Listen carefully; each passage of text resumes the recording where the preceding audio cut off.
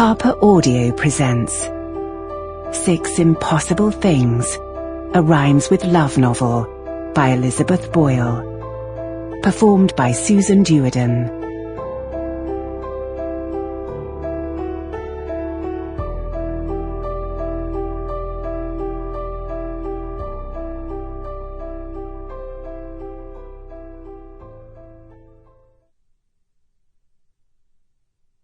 Prologue.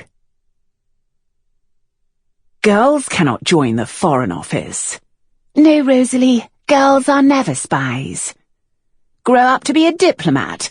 I fear, child, that is impossible.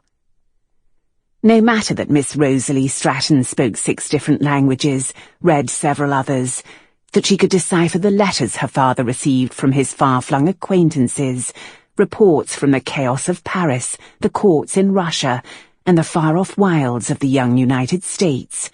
With ease she trailed after her older brother Piers without detection, and to his horror submitted reports to their father as to his transgressions. And when he complained about Rosalie's high-handed ways, she would argue that their sister Margaret hardly counted as a worthy adversary, and that perhaps Piers and his friend Poldy ought to try harder if they wanted to avoid detection. And no one argued with that point.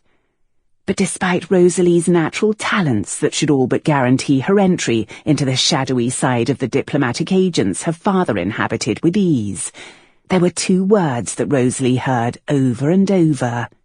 Never, and that other hated utterance, impossible. So when her beloved father, the man who asked her opinions on world events and had given her free rein, died suddenly, those 2 words became the fence around her life. Never. Impossible. They rose like a solid barricade set into place by her mother, her sister, her governesses, even Piers, who had eventually forgiven her for always being such an incorrigible tattletale. So eventually Roselie stopped asking, stopped dreaming. That is, until her first season in London. In the very first week she'd taken her place in the ton as a newly minted debutante.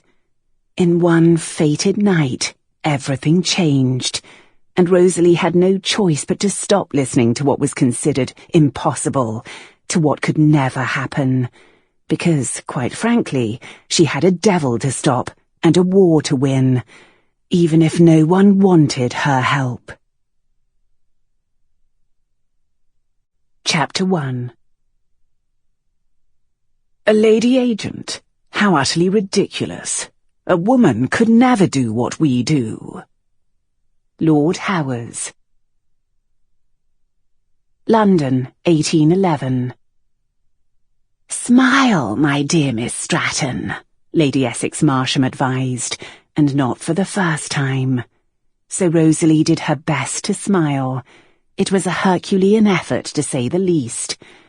She glanced around the crowded room at Almack's and wished she could be more like the other girls, that her only concern was who might ask her to dance, or if she should have worn her green ribbons or her blue ones, or whether she needed new slippers. But she wasn't like other girls. After all, she'd been out in London society for 4 long years, a veritable eternity in the ton. Nor in her favour was her complete lack of interest in frippery or likely candidates.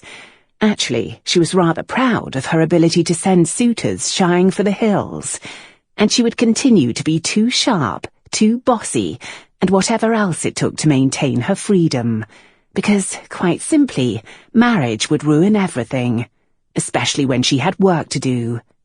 She checked once again, and yes, the note she'd been slipped by one of the servants was still tucked in the top of her glove.